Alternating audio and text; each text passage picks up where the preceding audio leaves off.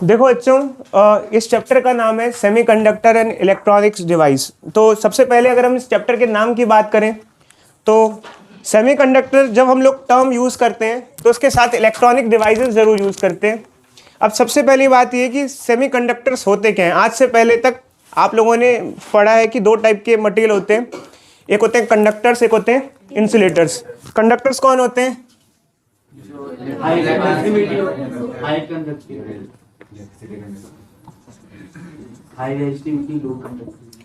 Conductors वो होते हैं जो अपने थ्रू इलेक्ट्रिसिटी को इजीली पास होने देते हैं, उन्हें कहते हैं कंडक्टर्स। गुड कंडक्टर्स हैं, कंडक्टर्स बोलते हैं।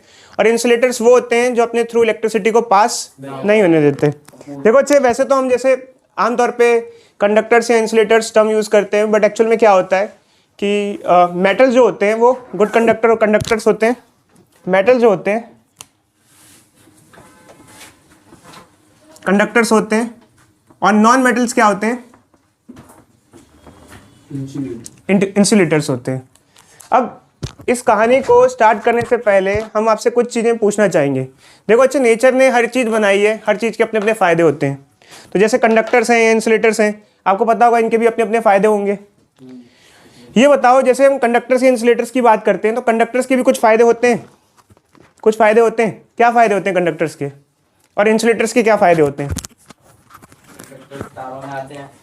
कंडक्टर्स, देखो अच्छे, कंडक्टर्स के ये फ़ायदे होते हैं कि इलेक्ट्रिसिटी को, मतलब चार्ज को फ्लो होने में हेल्प मिलती है कंडक्टर के थ्रू। जैसे वायर होती है, कॉपर वायर है, copper wire is good conductor.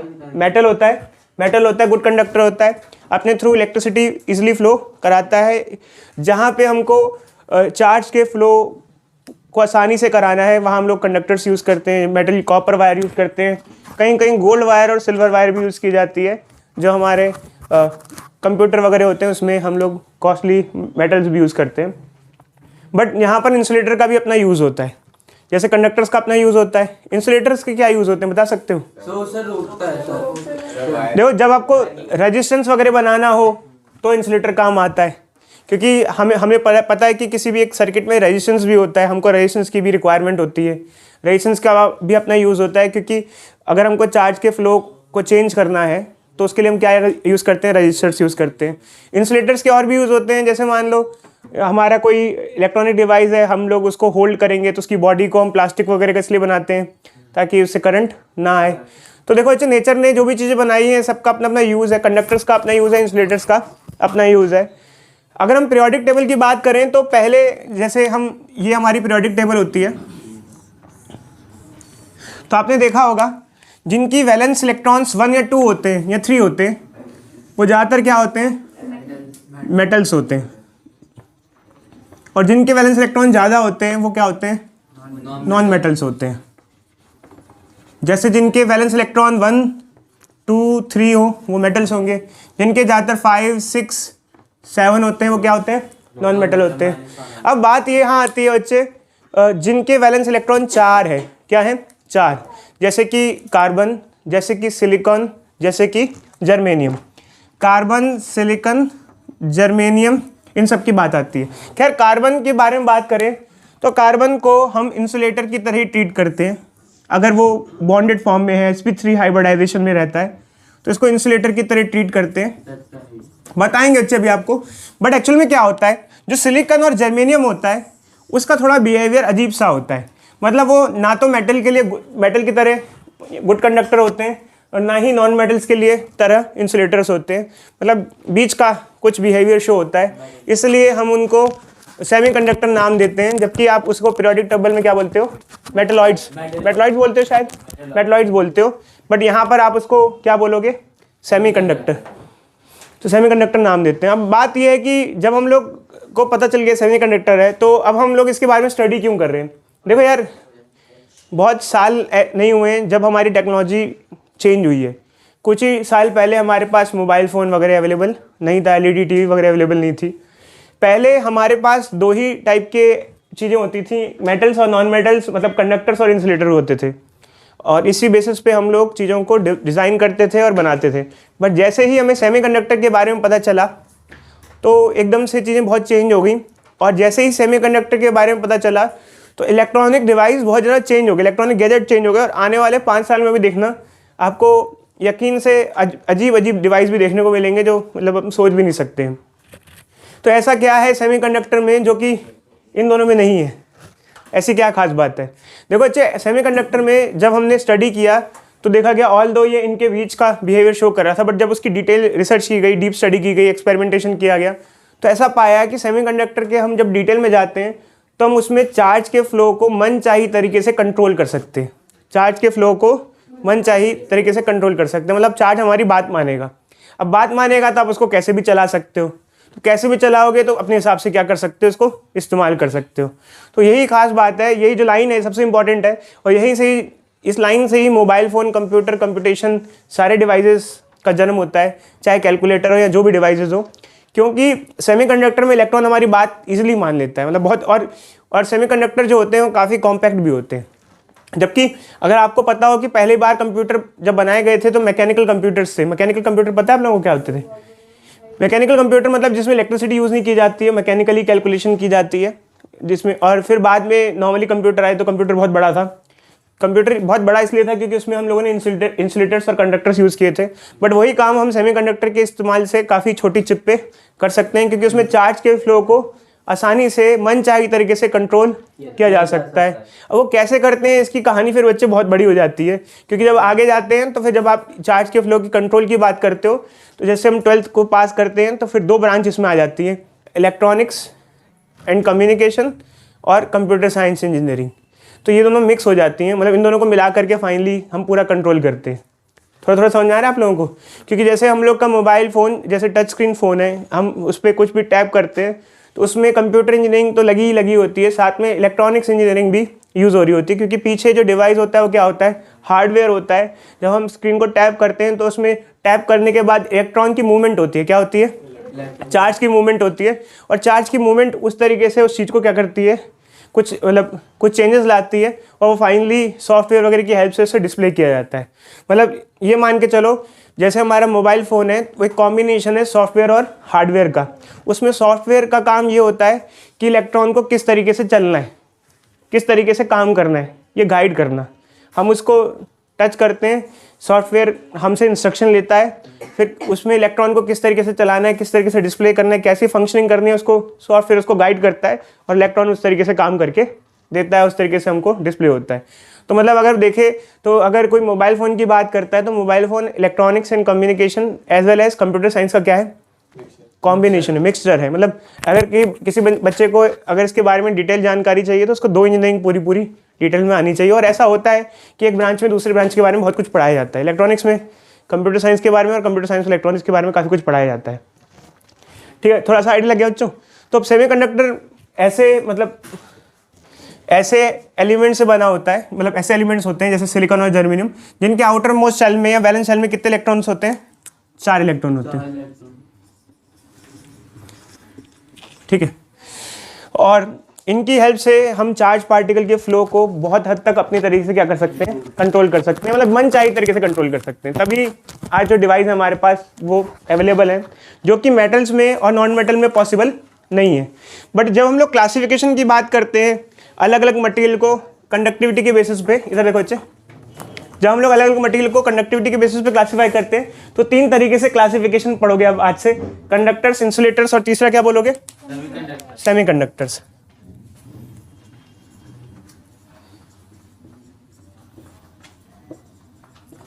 अब देखो बच्चों, जैसे हम क्लासिफाई कर देते हैं ऊपर से, और हम ये भी बोल देते हैं कि कंडक्टर्स में कंडक्शन अच्छा होता है, इंसुलेटर में कंडक्शन अच्छा नहीं होता है, बट हमें इनकी वैल्यूज़ भी प्रोवाइड करनी पड़ती है कि आखिर कितनी वैल्यू में कंडक्शन होता है या नहीं होता है। तो देखो बच्चों, होता क्या है कि जब हम लोग इनकी बात करते हैं तो हमें इनकी रेजिस्टिविटी प्रोवाइड करनी पड़ती है। रेजिस्टिविटी या कंडक्टिविटी एंड कंडक्टिविटी, बताओ चीज सबसे ज़्यादा रेजिस्टिविटी किसकी होगी इसमें से? सबसे ज़्यादा रेजिस्टिविटी इंसुलेटर्स की होगी। सबसे ज़्यादा रेजिस्टिविटी इंसुलेटर्स की होगी, सबसे कम रेजिस्टिविटी कंडक्टर्स की होगी। और कंडक्टिविटी रेजिस्टिविटी एक दूसरे का क्या होती है? रेसिप्रोकल होती है। रेजिस्टिविटी को हम इससे डिनोट करते हैं और इसको हम वो जब केमिस्ट्री में कैसे करते हैं उसमें सिग्मा यूज़ करते हैं हम लोग। इसमें रेजिस्टिविटी के लिए रो यूज करते हैं और कंडक्टिविटी के लिए सिग्मा। ठीक है, अगर हम रेंज की बात करें तो देखो मेरे को याद नहीं है बट मैं लिख देता हूँ बच्चे देख के। तो क्या क्या रेंज है एक बार इसको देख के लिख देते हैं। खैर मुझे लगता नहीं है आप लोगों के एग्जामिनेशन में ज़्यादा पूछी जाएगी, तो बस एक बार देख लो जस्ट।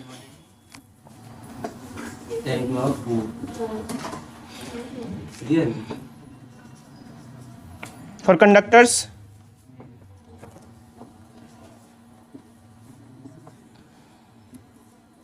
ओम मीटर यूनिट होती है बच्चे रेजिस्टिविटी के। इन दोनों के बीच में इसकी वैल्यू होगी, अप्रोक्सीमेशन में रहता है बच्चों, ये कोई परफेक्ट वैल्यू नहीं होती, इसमें कुछ गड़बड़ होगी। 10 की पावर 19, ठीक। अब ये भी है, इनमें कोई परफेक्ट वैल्यू नहीं होती, अप्रोक्सीमेटेड वैल्यू होती है। अच्छा, अगर हमने कंडक्टिविटी रेजिस्टिविटी लिख दी है तो कंडक्टिविटी लिखने की जरूरत नहीं है, बताओ कैसे? अगर हमने रेजिस्टिविटी लिख दी है तो कंडक्टिविटी लिखने की जरूरत नहीं है, कैसे? देखो, क्योंकि कंडक्टिविटी और रेजिस्टिविटी एक दूसरे का क्या होती है? रेसिप्रोकल होती है। ऐसे क्या हो जाएगा इसका रेसिप्रोकल, क्या हो जाएगा? अच्छा, अगर यूनिट का रेसिप्रोकल करोगे तो क्या होगा? Ohm inverse metre inverse. देखो अच्छे, ओम इनवर्स को कई बार हम ओम इनवर्स को दूसरे नाम से भी जाना जाता है, बताओ? इसको साइमंस भी कहते हैं। ये क्या हो जाएगा, इसका क्या हो जाएगा? सर ये 10 का -11 से 10 का -9।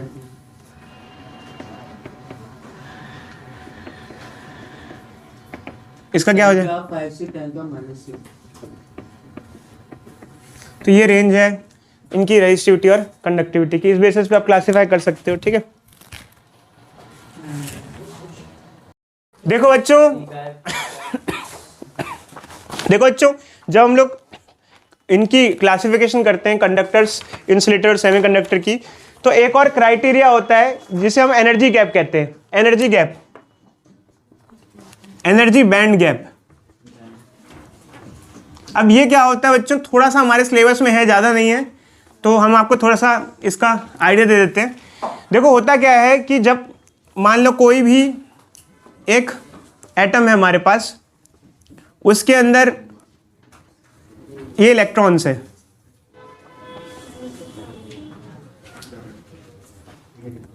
ठीक है। अभी ये जो इलेक्ट्रॉन है ये कैसे इलेक्ट्रॉन है? वैलेंस इलेक्ट्रॉन है। अगर ये बाहर आ जाएंगे तो ये क्या बन जाएंगे? बाहर आएंगे तो क्या बन जाएंगे? अगर ये बाहर आ गया तो क्या बन जाएगा ये? तब ये कंडक्शन इलेक्ट्रॉन कहलाएगा, कंडक्शन इलेक्ट्रॉन। ऐसा क्यों? कोई बच्चा बताएगा इसका नाम?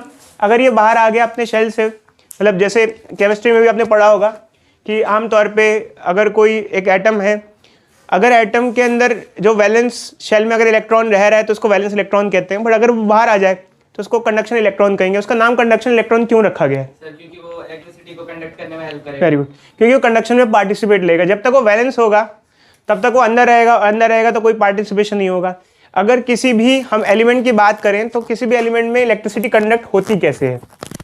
किसी भी एलिमेंट में इलेक्ट्रिसिटी कंडक्ट होती कैसे? वो इस प्रकार होती है कि जैसे मान लो हमारे पास कोई एक एलिमेंट है, इधर देखो बच्चे, इसमें बहुत सारे एटम्स हैं। अगर सारे ही एटम में अगर इलेक्ट्रॉन एटम के साथ अटैच्ड रहेंगे तो कोई भी इलेक्ट्रॉन फ्री नहीं होगा।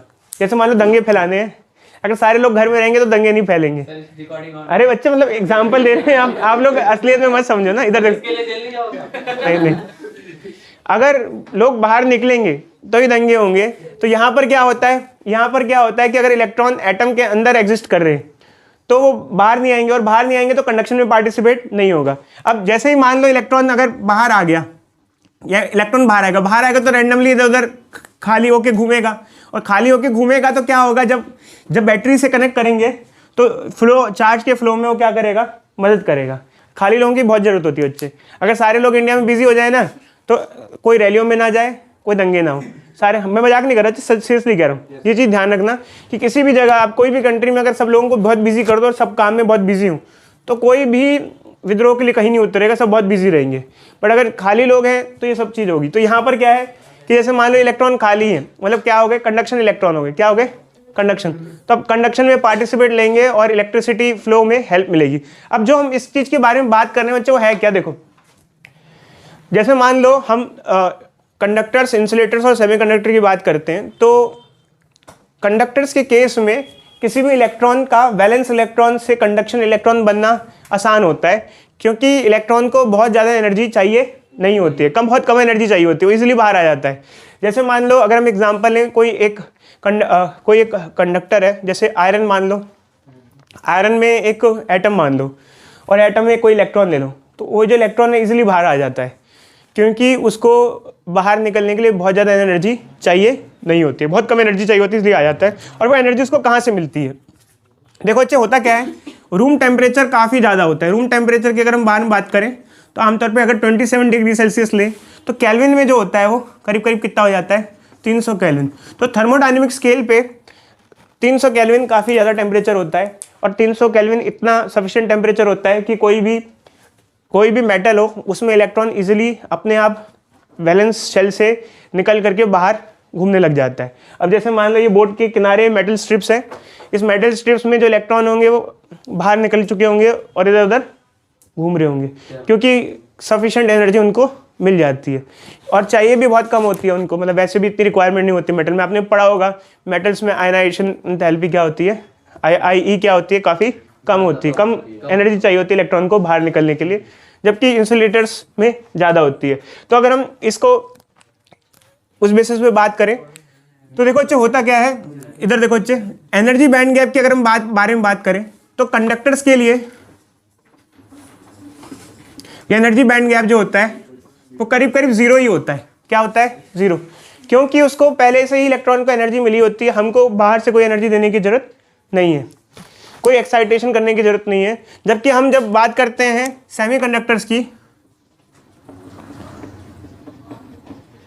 तो सेमीकंडक्टर्स के लिए जो वैल्यू होती है ये 0 से 3 इलेक्ट्रॉन वोल्ट के आसपास बीच में रिक्वायरमेंट होती है।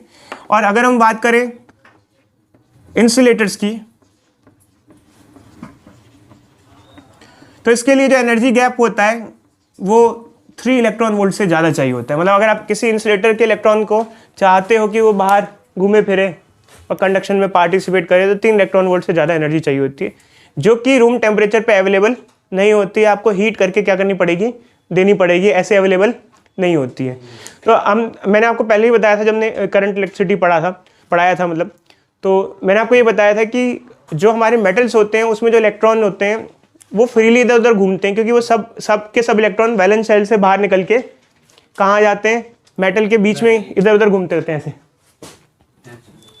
जो बीच के स्पेसेस होते हैं उसमें घूमते रहते हैं रैंडमली। जबकि इंसुलेटर्स में ऐसा नहीं होता। इंसुलेटर के घर पे इतनी पाबंदियां हैं कि उसके घर वाले, मतलब उसका जो आइटम है, इलेक्ट्रॉन को बाहर नहीं जाने देता, बाइंड करके रखता है। ठीक है अच्छे, आई बात समझ में? तो ये क्लासिफिकेशन का बेसिस है। अब पूछना है पूछ लो बच्चे। जो देखो बच्चों,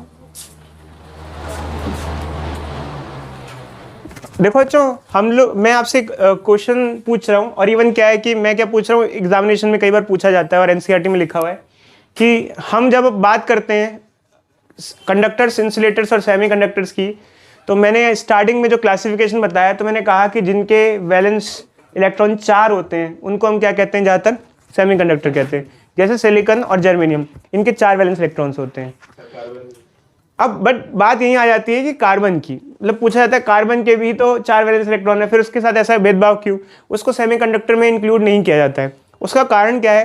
देखो बच्चे, हमने एक जनरलाइज वे में बोला था कि जिनके 4 वैलेंस इलेक्ट्रॉन होते हैं वो सेमीकंडक्टर होते हैं, बट 4 इलेक्ट्रॉन से क्लासिफिकेशन नहीं होती। क्लासिफिकेशन का जो बेसिस है वो इलेक्ट्रॉन्स नहीं है। क्लासिफिकेशन का बेसिस क्या है?